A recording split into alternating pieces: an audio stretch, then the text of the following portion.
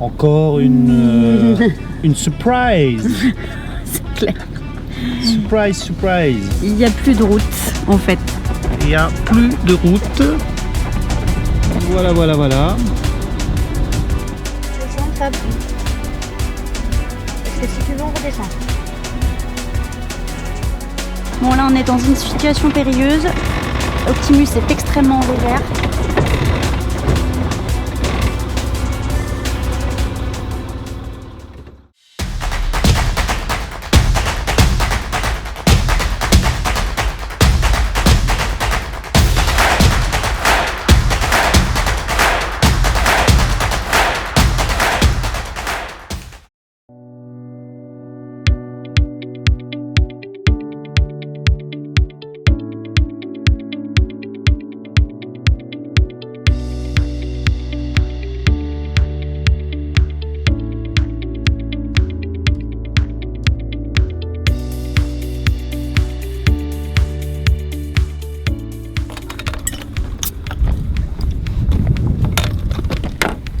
Bon, l'apéro en bivouac comme ça en bord de mer, c'est trop bien. Apéro au bord de l'eau. Chin. Chin les enfants. Chine. On n'a pas ouvert notre truc. Chin. Alors là, on est sur la presqu'île de Antioco. Antioco, rattachée à la Sardaigne. On a trouvé un bivouac en bord de mer, enfin plutôt en bord de falaise. Mais qui est cool. Ouais, la vue est superbe. Je pense qu'on va passer une bonne nuit au bruit des vagues.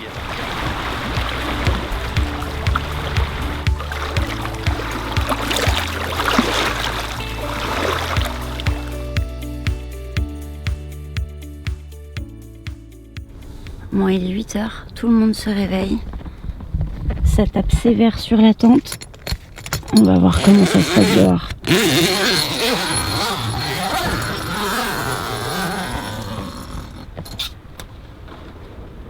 Waouh. Bon, on a passé une super nuit sur ce spot. C'était vraiment agréable de dormir avec le bruit de l'eau. Et puis on va continuer la visite de cette presqu'île. On va en faire un petit peu le tour. Là, on est vraiment au sud et on remonte au nord.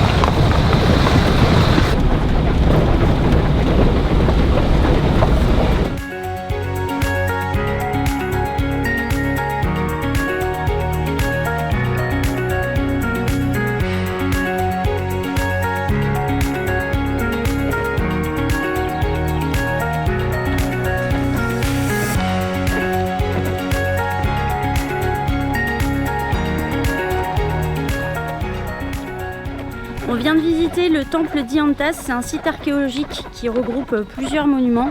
Il y a un village, un temple, il y a un vieil arbre, il y a pas mal de petites choses. Donc c'est plutôt sympa à faire, en plus ça fait un peu de marche avec les enfants, c'est sympa.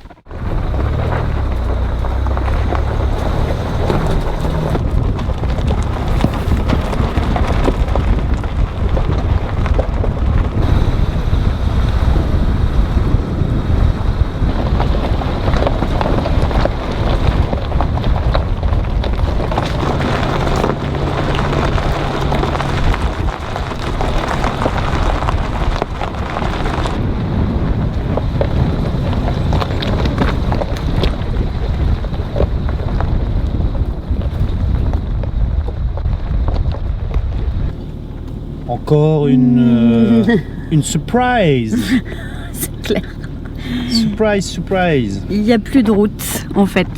Il n'y a plus de route. Voilà.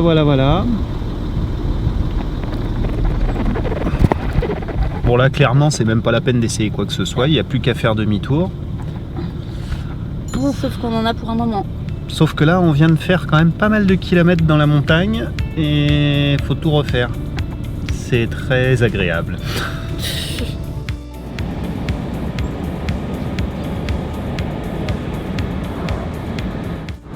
Bon, hier soir on s'est arrêté dans un camping parce qu'on avait vraiment besoin de faire une machine.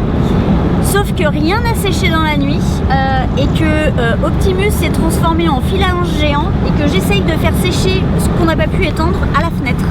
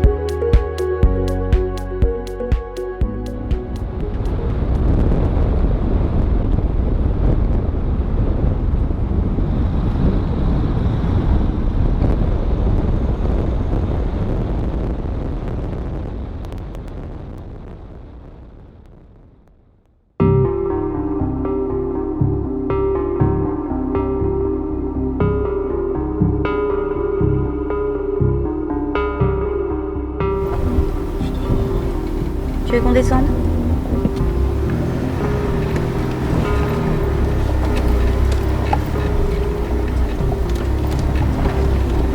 C'est un pneu. Hein? C'est un pneu. Tu veux qu'on redescende, Fab? Parce que si tu veux, on redescend.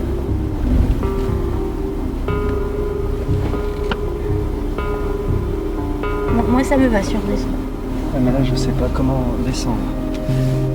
Descendez là. Bon, là, on est dans une situation périlleuse. Optimus est extrêmement en dévers.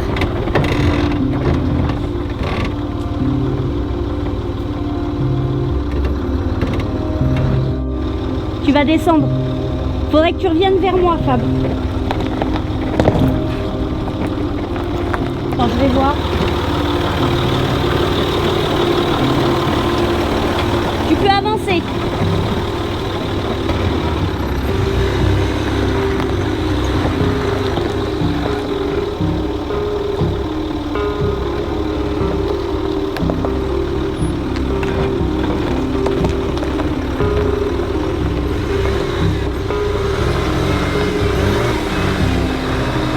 C'est bon. Vas-y.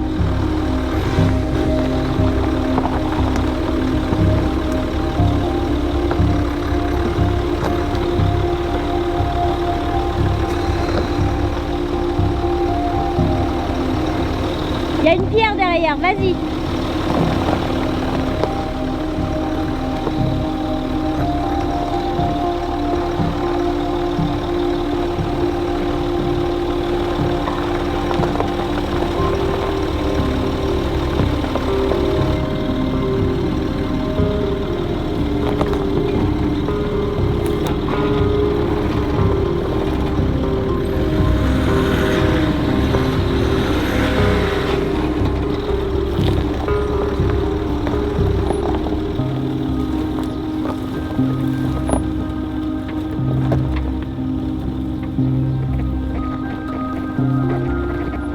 Les enfants, on descend.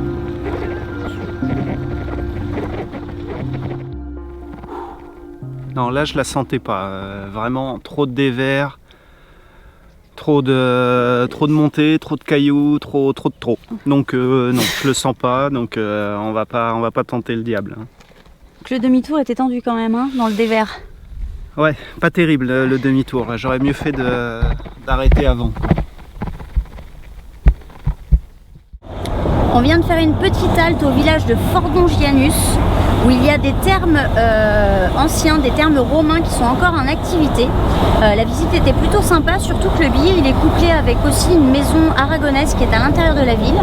Donc franchement, qu'est-ce que t'en penses? C'était plutôt cool, hein. Franchement, si tu passes aussi dans le coin, arrête-toi parce que ça vaut le coup.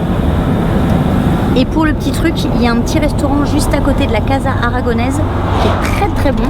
On a mangé une petite plancha avec des spécialités sardes, ça valait le coup aussi.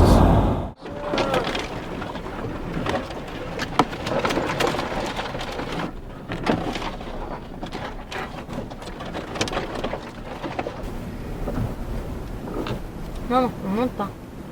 Ah bon? Bon, déjà, on s'arrête là, parce que je ne sais pas.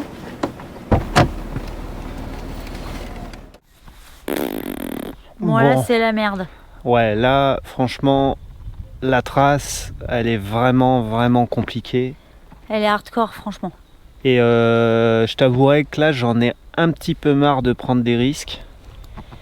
Donc, On va faire demi-tour et on va prendre un petit peu la route, hein. On va prendre la route parce que là, ça devient trop complexe. Enfin, pour nous. Après, pour d'autres, sûrement que ça passe. Mais là, non, ça va. Et encore, faut se retaper toutes les ornières là-bas, hein. Ouais, c'est tout comme ça, c'est tout en dévers. C'est vraiment très pénible, très stressant. Et on n'est pas là pour prendre des risques. Donc, on va prendre la route. Ouais. Et puis, on se retrouve après.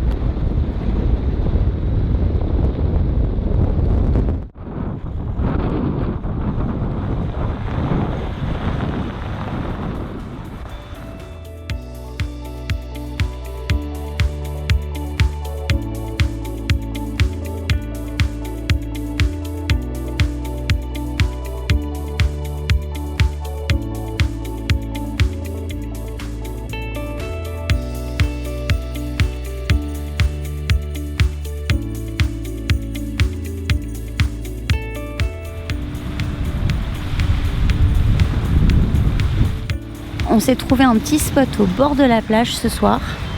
Et là, on profite d'un magnifique coucher de soleil.